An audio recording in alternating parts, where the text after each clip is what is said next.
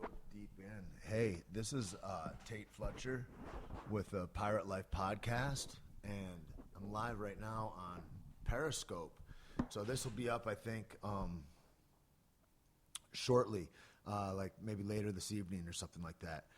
Sponsored by the Float Clinic down in Torrance, which is awesome. If you go down to Float Clinic, I don't know if you guys have ever done isolation tanks, but they're rad. Like spinal decompression, realignment of your psyche. It's a beautiful experience, just powerful and invigorating.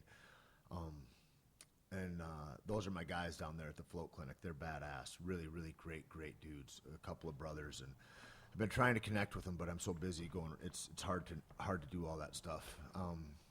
People have been asking me if I do cryotherapy. I don't really do any of that stuff. I do an ice bath because I'm a full-grown man, and that cryotherapy is like silly, I think. I want to say a little silly, but I don't know. Whatever. Ari or Tripoli? I think Ari has the skills, but Tripoli has the anger. I don't know.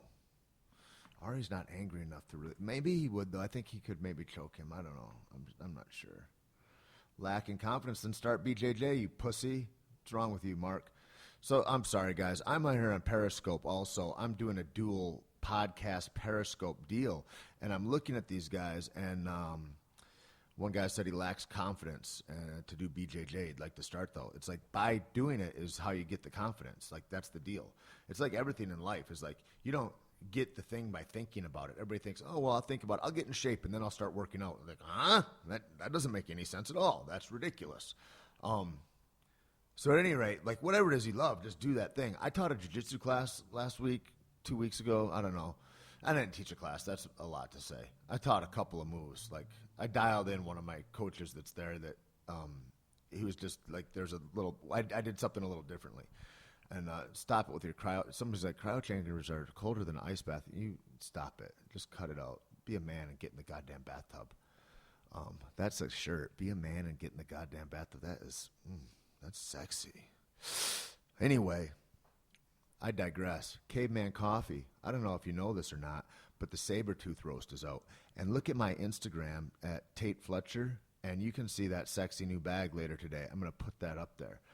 It's also on cavemancoffee.com, and you can find it there. It's a dark roast. It's a Brazilian bean. It's not from our plantation in Colombia, but it's from some friends in Brazil, and they do an awesome single origin bean, and we roast that thing, and we've roasted it, I don't know, for the last year. We've been doing different flavors of it, and it is delicious, man. I love it. I just had it with goat butter, stevia, salt, and thank you. Sabertooth bag. It's really beautiful. MCT and goat butter, and man, I love it. I really love it. It's tremendous. So cavemancoffee.com is my primary sponsor here. Concrete Cowboy Dallas, Concrete Cowboy Austin, Concrete Cowboy Houston. Man, Houston, we're going to be hiring. We need some bad dudes in Houston. If you guys know anybody, we're going to need some real solid, loyal soldiers there. And so at any rate, that's the deal. We've got Caveman Coffee, the Float Clinic, and Concrete Cowboy. Those are my main sponsors. If you ever want to roll, you're in Santa Fe, New Mexico, Undisputed. UndisputedFitness.com or at Undisputed Fitness. You can find us, my guys there, Ruben Rivera and Nate Harris. They're really holding it down on that jiu-jitsu. You can stick fight there if you want. My original teacher, Arlen Sanford, is there. And so I've been getting, I meant to do this as like a fan question kind of thing, because I wanted to access my Facebook, Instagram, all my social media, and really, Tamara, they're asking if I sell concrete at Concrete Cowboy. Is there Caveman Coffee? There's not. We got to talk to Rico Taylor and say, what's going on, Rico? When can we get a keg there? Maybe cold brew. It's hard to get a keg to Texas right now, but we're just working on distribution. We're all grassroots. Everybody's like, oh, You should have that here. You should have that there. It's like, that's what I thought when we started this whole kind of movement of Caveman Coffee. And it's like, put dope stuff that you like in the environment, and create that. And everybody's like, I wish they had this when I was a kid, like talking about like whether it's Tempest, Free Running Academy or something like that. And it's like, open what you like. Be empowered. This whole podcast, this whole experience in life, you need to open a coffee house in Dallas. Exactly. No, you do, dummy. You need to open a coffee shop in Dallas. Like, that's the deal, is like build what you want. Build that life that you want, build yourself into that position. That's the most beautiful aspect of this whole life, this whole possibility, is that it's a magic trick. None of it means anything. You can make it mean whatever you want and do that. Like, it's just the fears that are holding you back. And so this one kid hit me up on Instagram, and he's like, well, I want to be a part of the, Pirate Life Army or something. I'm not sure exactly how he said it, but the whole deal is that, you need to start moving your feet. It's like, the whole deal is like, how do you step towards what you like? You step towards what you like. Like, that's it. It's like, it doesn't take a formula per se. People are like, oh, but it's easier. You've got this or you've got that. It's like, it's so diminishing, especially to the old me. The me that fought and struggled and risked and sacrificed to get where I am. Like, and whether that is to the UFC or whether that is on building my own podcast or a coffee company or spending all of my earnings on a nightclub, which is a horrible investment, or my gym, which services 200 people a day, of people coming through inspired and empowered and engaged.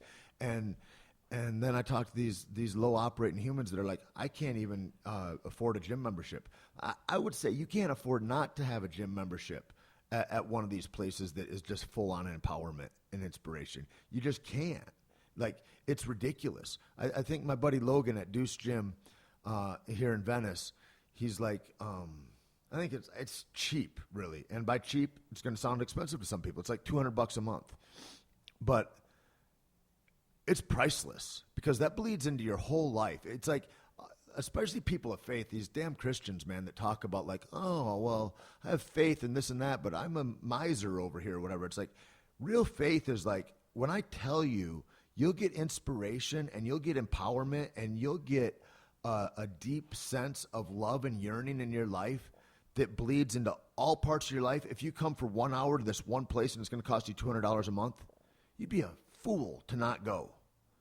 But everybody's resistant to their own life and grabbing it by the horns, and they can't suspend their disbelief, but they'll go to church every week. It's so silly to me. I don't get it. And you non-Christians too. I'm not trying to beat up on Christians. I'm just saying, like, the whole thing is ridiculous. Is seed money real there? Talk to me about why not, and I'll talk to you about how you should shut up.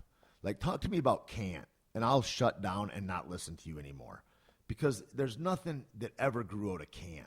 I'm into problem solving. I'm into like Ganesh, like a remover of obstacles. How do you get out of your own goddamn way to expose yourself to the life that you really want? How do you do that? Well, you listen, you pay attention, and you don't talk, and you don't come with these backwards ideas of going, well, but I would need this to start. Go get that then. Or perhaps you don't know what you need. How about that? Like, it's crazy. It's crazy. And I mean, when I'm like at the lowest operating point of my life and I'm going, oh, I really need this to do that. How would I know? I'm straight out of prison. I don't have any successes in the job world. I don't know anything. And I'm going to be like, well, this is what I need. Well, to my broken mind.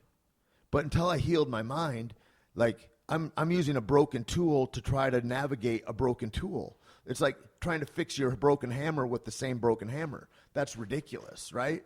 And so I need people. I need other people to surround me. And that's what really this podcast has done for me. And that's not really true. That's what maybe this podcast will do for other people. But it's a conversation that I need to be in. I need people to help and to be useful towards. And I need that purpose in my life. And I get that back and forth, whether it's from fans, whether it's from my friends, whether it's from everywhere. There's this guy right now on Periscope going, yeah, but you're an entrepreneur. Not everyone can do that. Everybody can do that, actually. That's ridiculous. That's more of that can't thinking. That's that negative thinking. I can already tell your life probably sucks if you're coming from it like that. Not everybody can do that. That's ridiculous. That's crazy. A special kind of talent that I have is that I can juggle things, is that I can move stuff and flip it, is that like I've got skills that I can smell bullshit like crazy. Now, what's that from? That's from being harassed by the police since I'm a little kid. That's from being a criminal since I'm a little kid and going, are you a cop? Is that dude, is he a snitch? Is that dude going to rat if he gets, like, it's from being in horrible experiences. And my spidey sense is good in that way. Everybody's got a different spidey sense. Everybody's got a way to do it. But like, to be like, well, I can't do it because of this, because Caveman Coffee came about with me, Lacey, Keith. We all came from really different backgrounds, very different. But we've all got this same kind of mindset of like, that's carnivorous, man, that is going places. And it's the same mindset that me, Joe, Ari, Duncan, all those guys have. You know, it's like you can develop yourself into who you want to be. And the way you develop yourself is not by saying, I can't because of this. That's some sad face shit. The way you develop yourself is by going, maybe me too.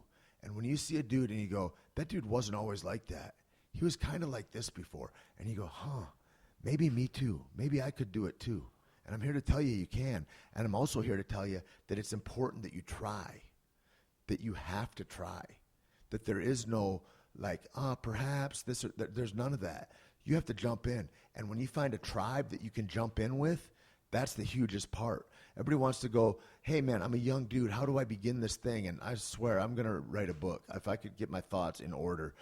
Some of my friends are super good at that stuff, and it's a goal of mine to do that. But, like, that's the next thing. It's not because I want to be a book writer. You know, it's because all the questions that I get, I want to be able to answer them in one place and go, hey, just read the book. And it'll sound like a trite dickhead, but it'll also be like, hey, I got a book, which is cool. And also to make my mom proud, and that's great. Franchise CC. We do not franchise Caveman Coffee. We do have licenses, and we have licensees all over the country. You can email Steven off our website, and he'll let you know if you're serious. So that's how you go about doing that. You'd go hit the contact button on cavemancoffee.com and write an email, you know, like a goddamn American. You don't do it on Periscope, I'll tell you that. Anyway, just kidding. It's kind of not really at all, actually. And so, like, that's my take on it, is like you got to have a relentless attitude. It's an interesting thing in that way that we pretend that we're not empowered to the degree that we are, and then you're not if you're not. I got to say too that like that I don't know what time it is right now, and I got to go do this podcast. It's 11:06, so I got some time. I got to go do a podcast with I don't know if it's going to be Ari's little ass that's there, but for sure Tebow and Sam Tripoli and all that kind of stuff will be there. Jacob Nusser at Fight Chicks. God damn. Yeah, that's great, dude. Thanks, Jacob. If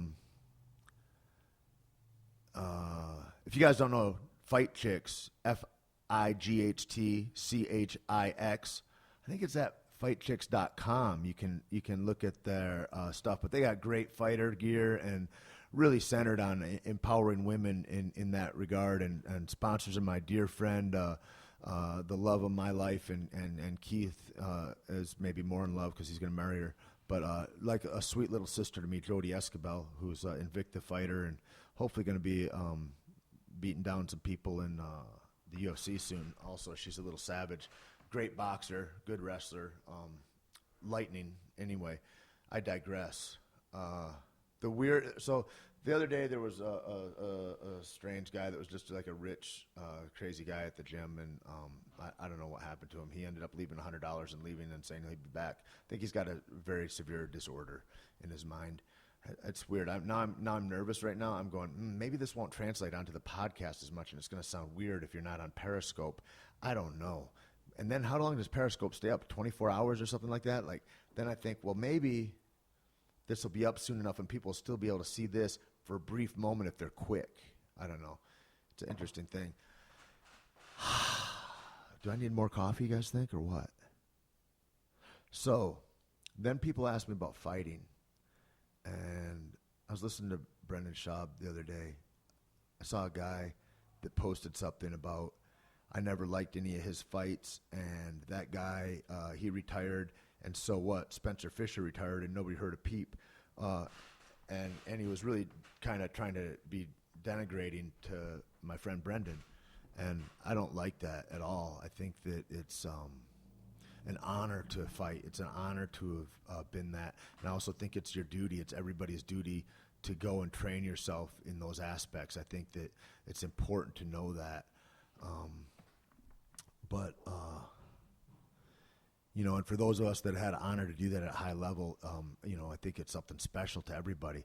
But also, it's a thing where you have to, at some point, transcend that.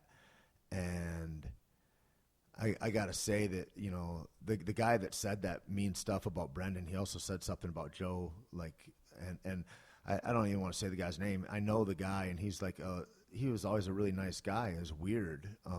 It was very odd because that guy also, he plays a character, and so he has a fake character. And Hanato Laranja wanted me to make sure that you guys know it's not him because, you know, he's allegedly a fake character.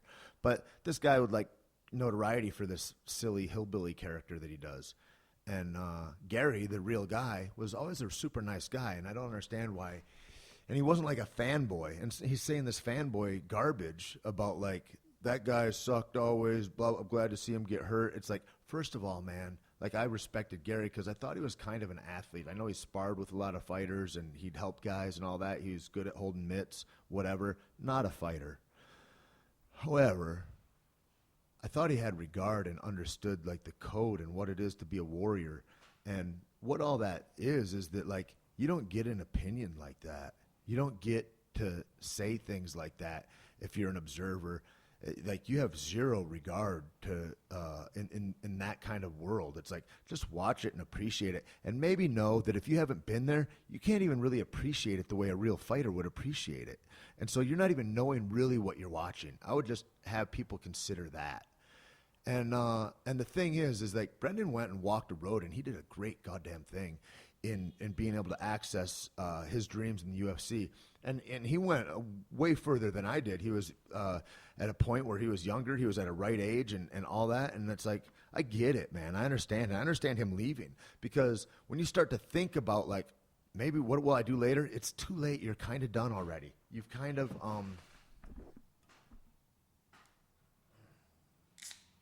One second. Sorry, guys. Had to open some water. You've kind of finished yourself in a way because you're not completely ensconced in what you're doing, and you need to be 100% present in that way. And the thing that's remarkable that only a handful of us have done, myself, Keith, Brendan, you know, Brian Stan, maybe, I don't know, there's a couple more guys, but you know, Ranger Up with Tim Kennedy. Tim's been doing great stuff. But there's not a whole ton of us that are ex-fighters that have gone on in a powerful way. Not Scott Epstein. I wouldn't even consider him a real fighter. I mean, come on. It's Epstein. It's like, anyway. No, Scott's a great friend of mine. He's a good guy, and he's got a great school, 10th Planet, West Hollywood. And he's trying to be a nicer person, but it's just hard for him. You know, he's from Queens, and that's how New York people are a little bit. And anyway, I digress. That Scott Epstein comment, God, that is on this podcast, but it's really a Periscope question. A guy said, what about Scott Epstein? And Scott, I think, is undefeated with a 3-0 record. He fought in super tiny shows throughout Southern California. He might have been on the Tap Out show, I think. Really excellent jiu-jitsu, a high-level black belt. And that's it. Anyway, whatever. My point being this, is that to speak on things that I don't know about, I don't do. I'm not over here talking about, well, Bill Nye is a piece of shit and Neil Tyson DeGrasse is a pimp. Like, I don't fucking know enough to know. And I wouldn't say anybody is anything like that. I think it's ridiculous.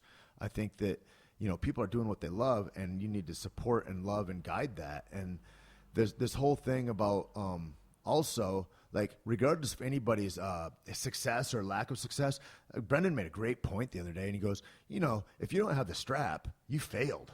Like, and that's it. And that's the point I got to when I quit fighting, is I go, I'm training with guys that own me. Like I spar every day with Rashad, with Jardine, and they're like, and I'm better than maybe almost every heavyweight I ever tangled with.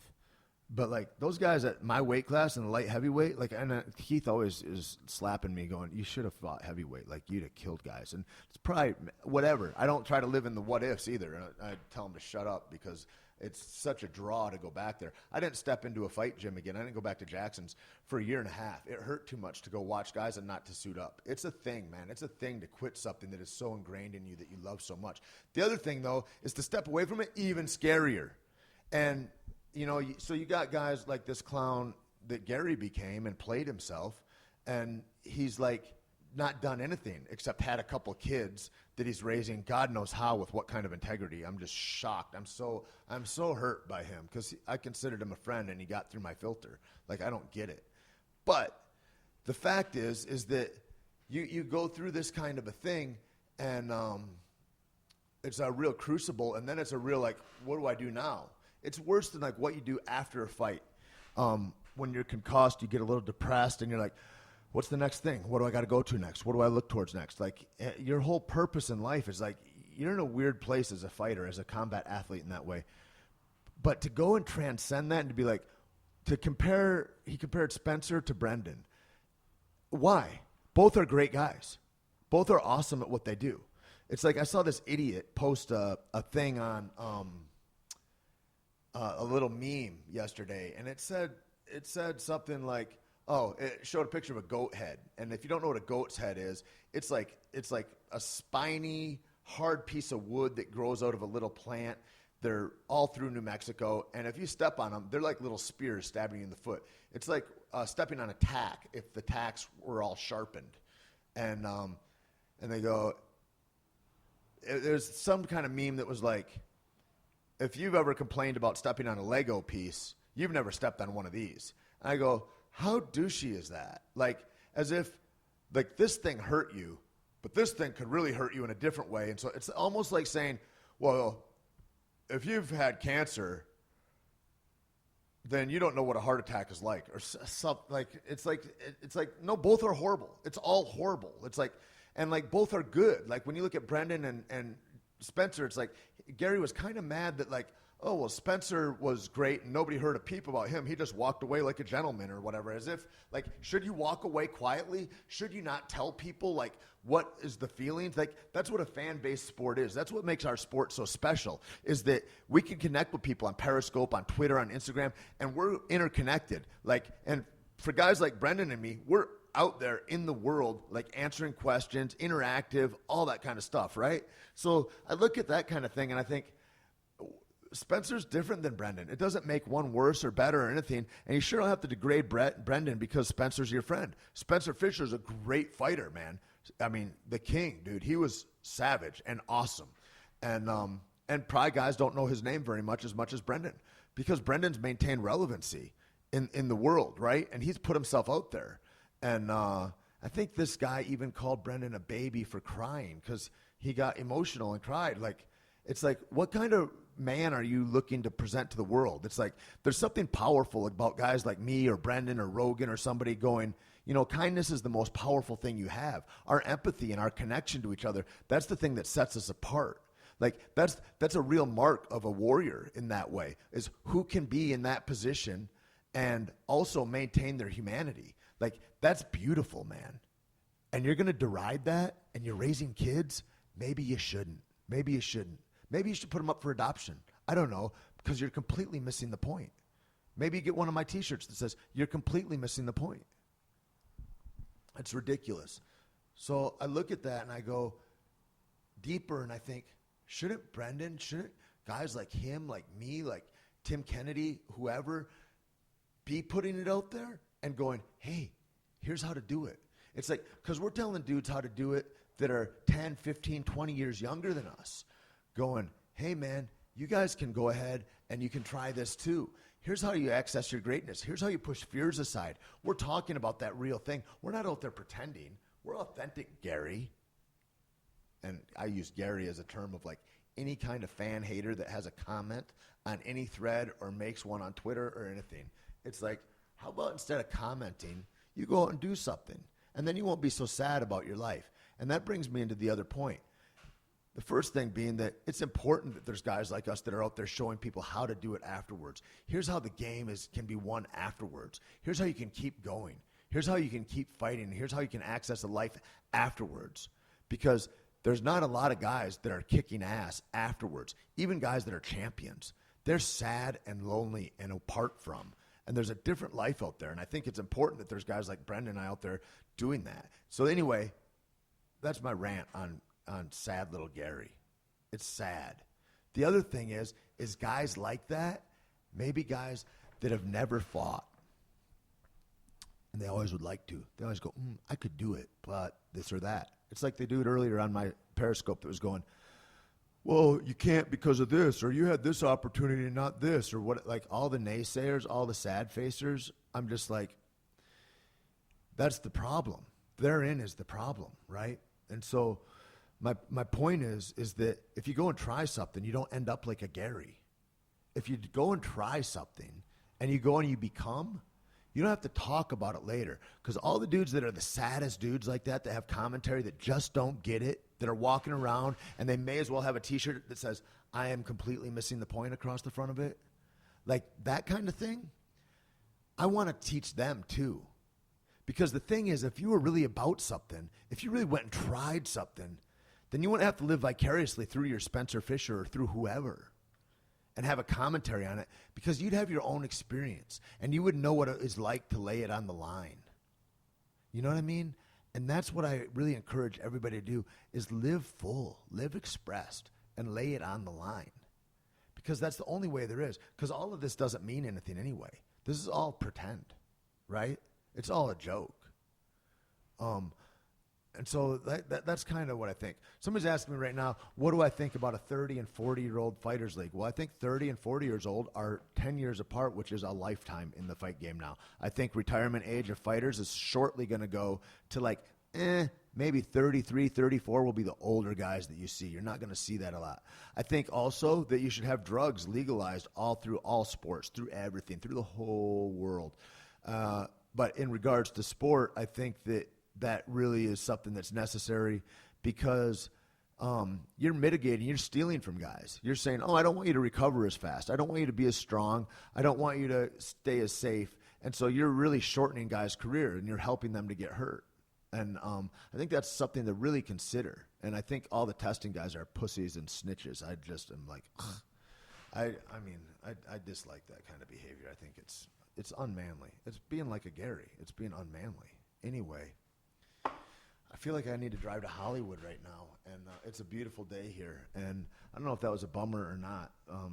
I know I could just fucking put the grillins on people, but it's what it is, man. You know, just be authentic, be lovely to people, encourage people. Like all that stuff to try to talk about somebody else's poorness to make yourself feel better. Like, I'm going to jab at Brad Pitt and be like, I have a problem with you, Brad. Well, Brad doesn't know who you are, Tait, so shut up. You know what I mean? It's like, there's no pulling down greatness to make me better. How about I just go out and I try some stuff?